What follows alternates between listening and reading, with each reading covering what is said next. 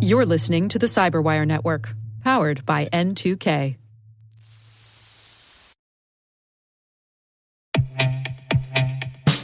Around every entry point and every clever attacker, Vectra sees the attacks others can't. How? Vectra has AI on it. Vectra's AI attack signal intelligence tells security teams where to focus, what matters. It wades through thousands of individual threat events so you don't have to. Attackers infiltrating your network? Vectra has AI on it. Attackers compromising your identities? Vectra has AI on it. Vectra AI, the integrated signal powering your XDR. Visit vectra.ai/showme to learn more. That's vectra.ai/showme to learn more.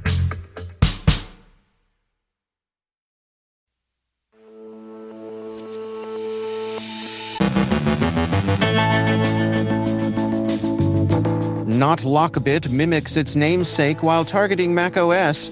Symantec uncovers popular mobile apps with hard-coded credentials. Avast releases a Mallox ransomware decryptor. Akira ransomware reverts to tactics tried and true. Lawmakers ask the DOJ to prosecute tax prep firms for privacy violations. The SEC levies fines for misleading disclosures following the SolarWinds breach. Software liability remains a sticky issue. Updated guidance reiterates the Fed's commitment to the traffic light protocol. A task force has cybersecurity recommendations for the next U.S. president.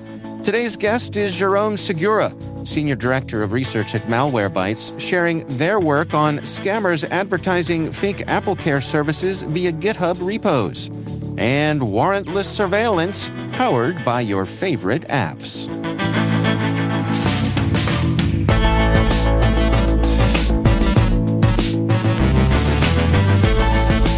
It's Wednesday, October 23rd, 2024. I'm Dave Bittner, and this is your Cyberwire Intel Briefing.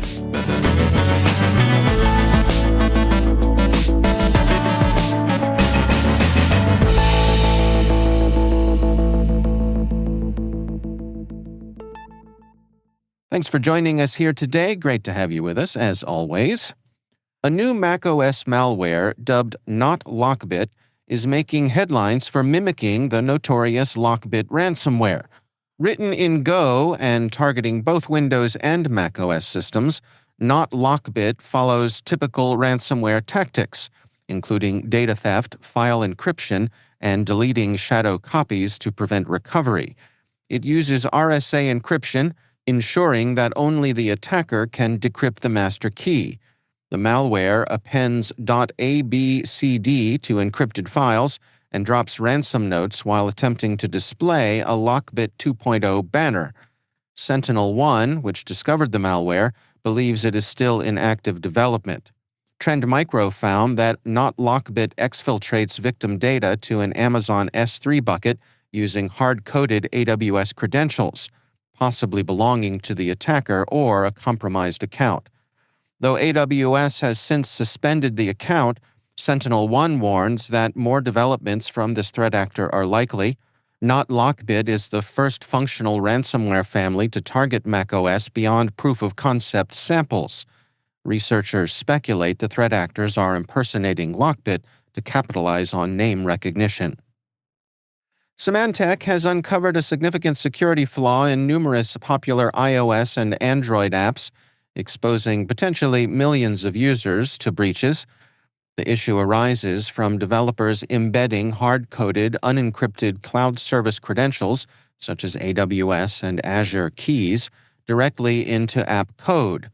This insecure practice grants attackers unauthorized access to sensitive data and back-end infrastructure, leading to potential data exfiltration, service disruptions, and further exploitation. Attackers could leverage these hard-coded keys to access cloud services and manipulate data. Symantec stresses the need for robust security measures, such as using environment variables, secrets management, and encryption of sensitive data. For cybersecurity professionals, this discovery highlights the importance of secure app development practices, regular security audits, and automating code scanning to mitigate risks tied to credential exposure. Researchers at Avast have discovered a flaw in the Mallox ransomware, allowing victims to recover files without paying a ransom. This flaw, found in versions active through 2023 and early 2024, lets users decrypt files encrypted with extensions like .mallox and .zolam. Although the attackers patched the vulnerability in March of this year, a free decryption tool from Avast is available for those affected by the older versions. Victims are advised to back up files and run the tool with administrative privileges.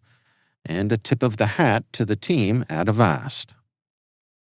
Cisco Talos reports that the Akira ransomware group has shifted back to older tactics after experimenting with pure extortion and a Rust-based encryptor called Akira version 2 throughout early 2024.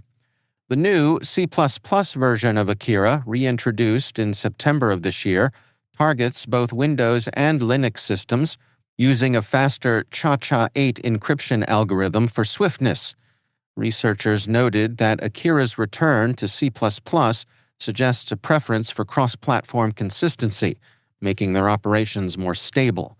Alongside their retooling, Akira affiliates have exploited several critical vulnerabilities, such as SonicWall's SonicOS RCE flaw and Fortinet's SQL injection flaw to gain initial access. For post-intrusion activity, vulnerabilities like Cisco's ASA and VMware's ESXi authentication bypass flaw have been used for privilege escalation and persistence. In a June 2024 attack on a Latin American airline, the group exploited a Veeam backup flaw to steal credentials and maintain access. Talos researchers highlight Akira's adaptability, emphasizing its use of refined ransomware techniques and the proactive selection of new vulnerabilities for initial access and lateral movement. Democratic lawmakers are calling on the Department of Justice to prosecute major tax preparation firms for allegedly sharing customers' sensitive financial data with Google and Meta without proper consent. A recent Treasury Department audit found that these firms, identified by a congressional investigation as TaxSlayer, H&R Block, Tax Act, and Ramsey Solutions, illegally shared tax data, including income and refund details, with the tech companies. The lawmakers, including Senators Elizabeth Warren and Richard Blumenthal, argue that accountability is crucial, noting potential billions in liability and criminal charges. Penalties could include $1,000 per violation and up to a year in prison. This follows a 2022 report by The Markup, which first uncovered these violations, and an FTC warning to tax firms about securing customer consent before sharing data. H&R Block is also facing a RICO lawsuit for its actions. Lawmakers emphasize the urgency for the DOJ to prioritize enforcement against corporate misconduct, aligning with the agency's commitment to targeting white-collar crime. The SEC has fined 4 companies, Checkpoint, Mimecast, Unisys, and Avaya, for misleading disclosures related to the 2019 SolarWinds breach, which affected various companies and government agencies. The fines range from $990,000 to $4 million, minor amounts for companies of their size. Each company allegedly downplayed the severity of their respective breaches. For example, Mimecast and Avaya failed to disclose the full extent of stolen data, while Checkpoint issued generic statements about cyber risks. All companies cooperated with the investigation, settling without admitting or denying fault. Despite the penalties, which serve as a warning, the amounts imposed are seen as relatively insignificant given the scale of the firms involved, a slap on the wrist at best.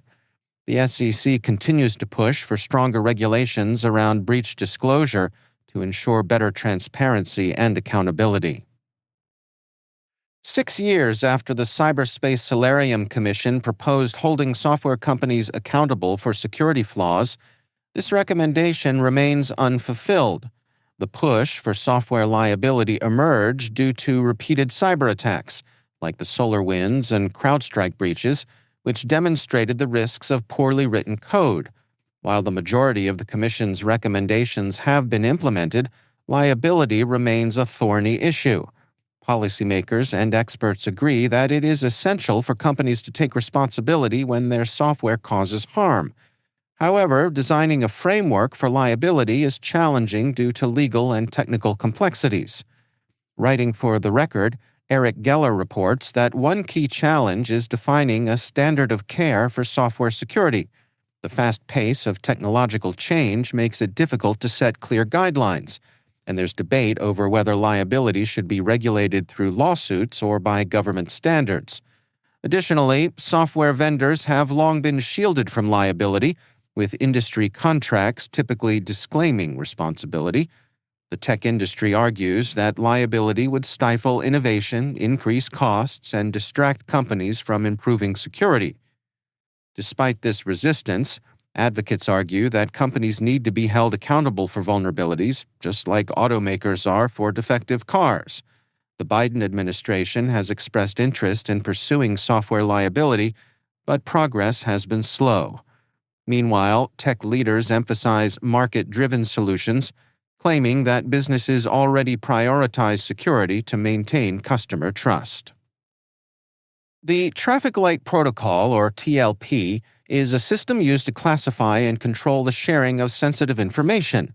It defines 4 color-coded categories that indicate how information should be distributed. TLP Red is when information is highly sensitive and should only be shared with specific individuals.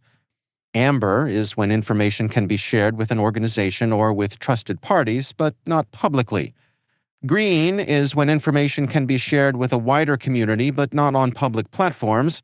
And white is when information can be freely shared without restrictions. The U.S. federal government has reiterated its commitment to improving cyber threat information sharing with the cybersecurity community using the Traffic Light Protocol. This protocol, widely accepted globally, designates information handling permissions to build trust and ensure secure data sharing. The updated guidance clarifies the government's approach to working with security researchers, stressing confidentiality when sharing threat data. National Cyber Director Harry Coker emphasized the importance of information sharing, calling it the lifeblood of cybersecurity, and highlighted the government's dedication to listening, learning, and fostering partnerships with the private sector. A task force of cyber experts from Auburn University's McCrary Institute and the Cyberspace Solarium Commission 2.0 has urged the next U.S. president to address key cybersecurity issues. Their report, titled Securing America's Digital Future, emphasizes immediate priorities such as reconciling conflicting regulations, deterring cyber attacks, tackling the workforce shortage, and safeguarding critical infrastructure. Additionally, the report recommends strengthening federal cyber agencies, developing offensive strategies, creating a national cybersecurity curriculum, and expanding budgets for infrastructure protection. Collaboration with Congress is also advised to improve technical expertise and drive policy changes.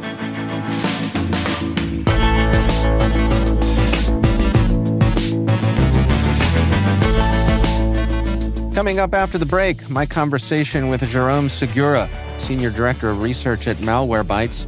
We're sharing their work on scammers advertising fake AppleCare Plus service via GitHub repos. Stay with us.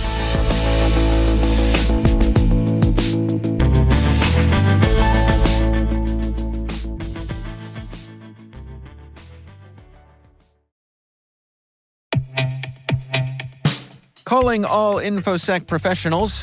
Are you dreading the annual scramble to create engaging content for Cybersecurity Awareness Month this October? KnowBe4 has your back with their brand new 2024 Resource Kit, featuring their own award-winning streaming quality show, The Inside Man. This comprehensive kit is a goldmine of free resources designed to both captivate and educate your users. Your users will enjoy free access to the heart-pounding first season of The Inside Man, and for the first time, engage in the Inside Man New Recruits game, where your users become cyber analysts hunting down a malicious insider threat. But there's more. You get access to a resource user guide packed with ideas and messaging, a weekly planner to help you roll out your campaign effortlessly, plus enough supporting training modules and assets to fill a whole month. Cover critical topics including AI and deepfakes, mobile device security, and incident response, all with the free kit. With KnowBefore's kit, say goodbye to outdated, unengaging content. It's all there, ready to go. Learn more at knowbefore.com/cybersecurity-kit.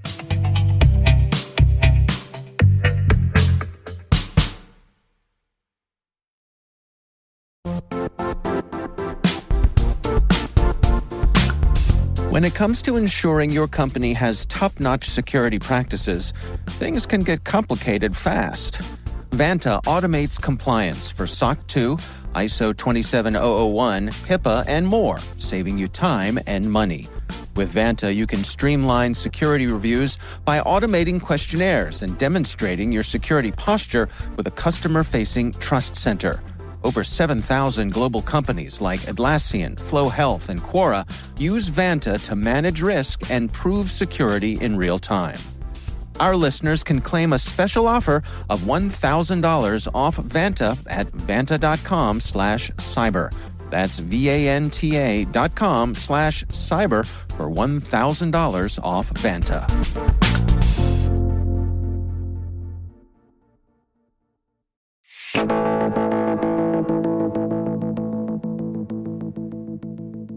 Jérôme Segura is Senior Director of Research at Malwarebytes. I recently caught up with him to discuss their research, Scammers Advertise Fake AppleCare Plus service via GitHub repos. I continue to investigate malvertising, so the use of malicious ads to push scams, to push malware. And in particular, I focus on ads that appear on search engines, because they are one of the first stop for a lot of people that are looking for help, that are looking to download something. They'll turn to a search engine, and there's a trend that's been about brand impersonation for a while. And while I was looking at specific programs that users download, I kind of wanted to go back to the basics a little bit and look at typical problems that users may encounter.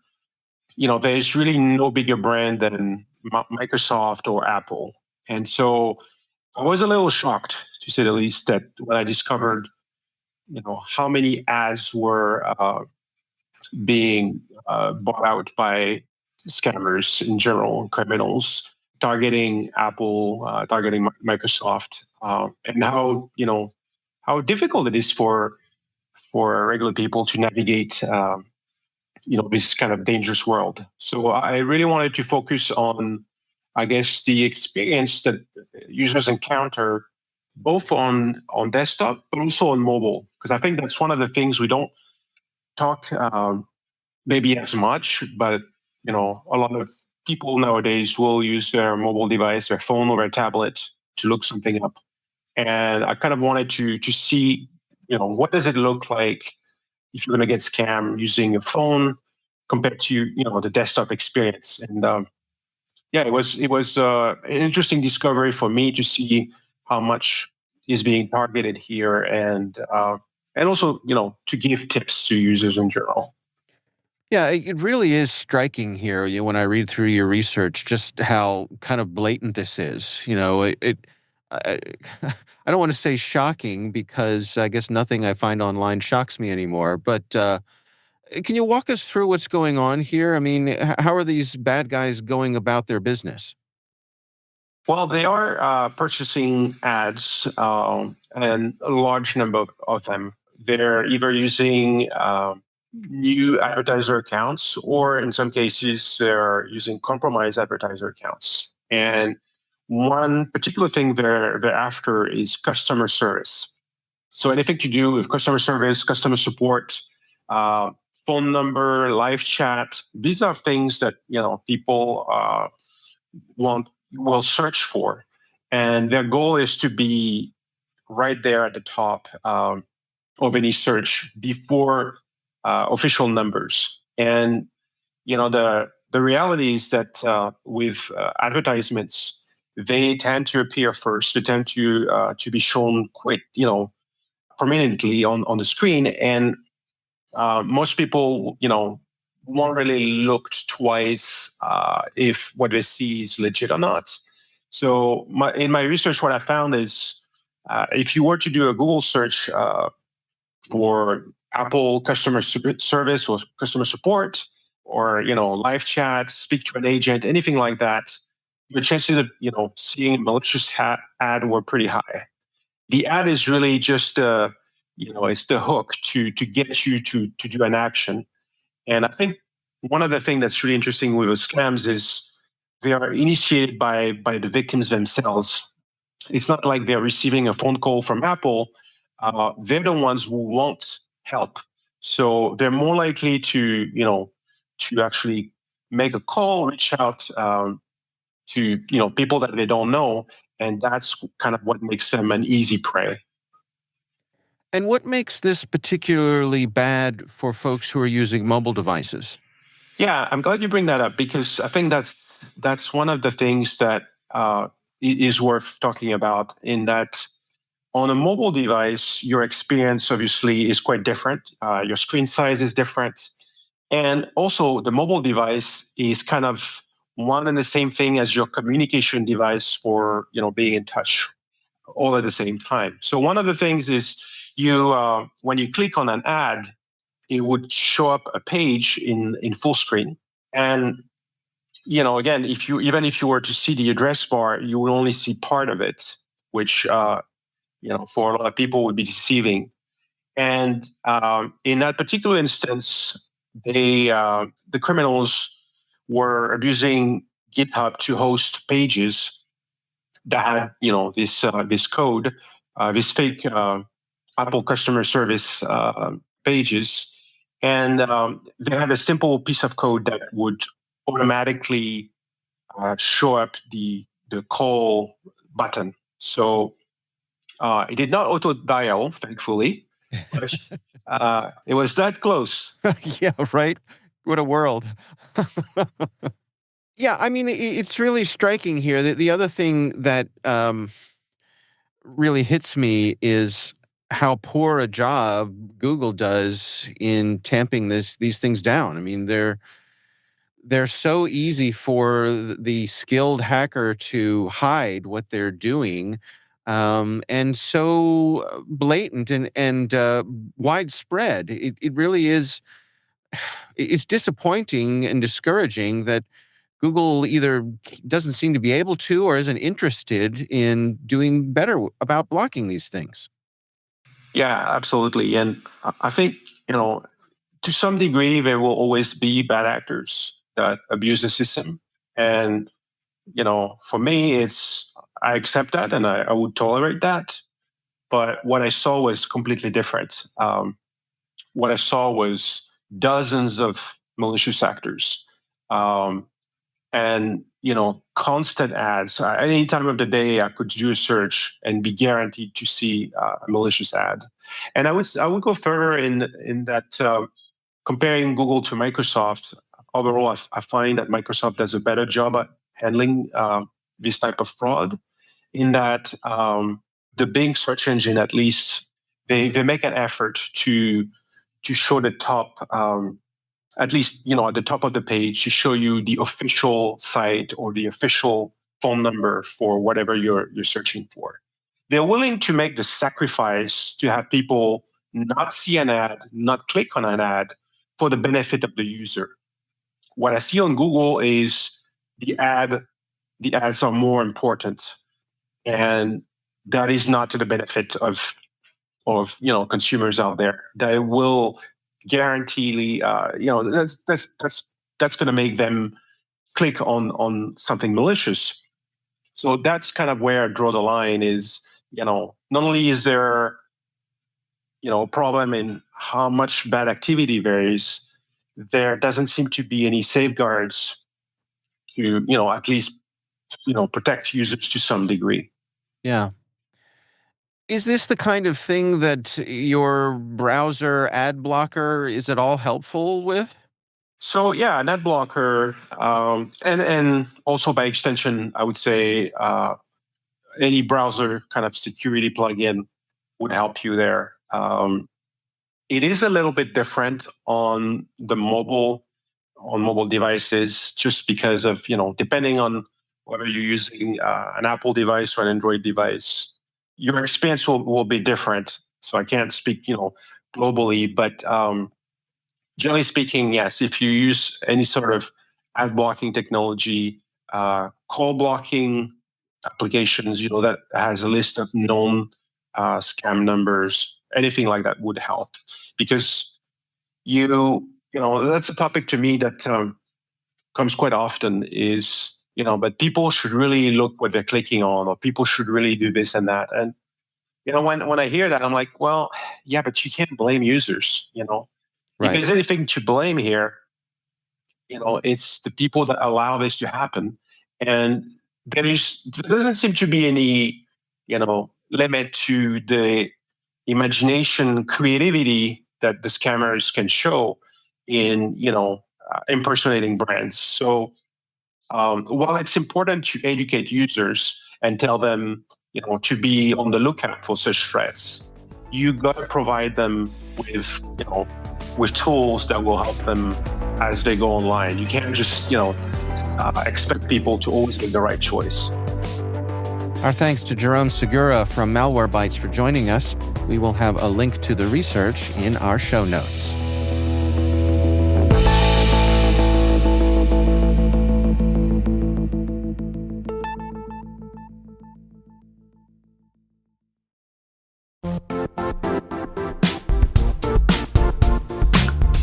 The IT world used to be simpler.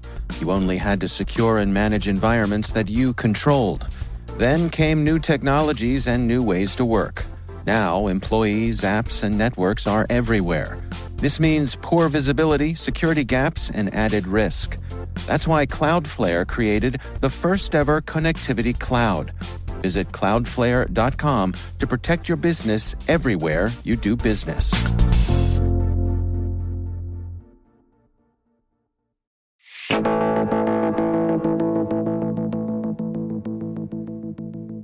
And finally, in a detailed investigation by Brian Krebs, a lawsuit filed under New Jersey's Daniels Law highlights the alarming use of mobile location data by commercial services, making it possible for nearly anyone to track individuals' daily movements. The case involves Atlas Data Privacy Corporation, which is suing 151 data brokers for allegedly violating Daniels Law by selling the personal information of over 20,000 New Jersey law enforcement officers, government personnel, and their families. This law, passed after the tragic murder of Daniel Anderl, the son of a federal judge, is meant to safeguard such individuals' private information. At the center of this legal battle is Babel Street's LocateX platform, a tool that allows users to track mobile devices based on their location data. Atlas alleges that Babel Street's technology enables detailed tracking of devices at sensitive locations, such as mosques, abortion clinics, and courthouses. Atlas even demonstrated how its private investigator used a free trial of the platform to track the movements of police officers, uncovering addresses and personal routines. The broader implications of this lawsuit reveal that modern advertising data collected by mobile apps and websites creates a troubling privacy risk. The sale of mobile advertising IDs, or MAIDs, originally intended to anonymize user tracking, has allowed for widespread surveillance capabilities, enabling not only governments but private individuals to follow people's movements in near real time. I cannot help wondering if one way to move the needle on this kind of rampant tracking could be for some gadfly, someone like comedian John Oliver perhaps, to legally purchase this kind of data and start publishing the routine comings and goings of members of Congress.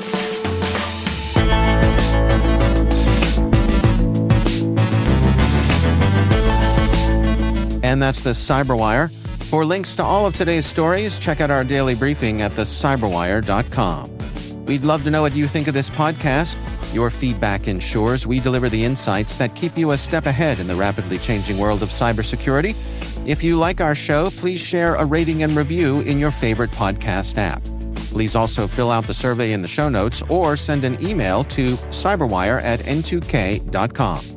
We're privileged that N2K Cyberwire is part of the daily routine of the most influential leaders and operators in the public and private sector, from the Fortune 500 to many of the world's preeminent intelligence and law enforcement agencies. N2K makes it easy for companies to optimize your biggest investment, your people. We make you smarter about your teams while making your teams smarter. Learn how at n2k.com. This episode was produced by Liz Stokes. Our mixer is Trey Hester, with original music and sound design by Elliot Peltzman. Our executive producer is Jennifer Iben. Our executive editor is Brandon Karp. Simone Petrella is our president, Peter Kilpie is our publisher, and I'm Dave Bittner. Thanks for listening. We'll see you back here tomorrow.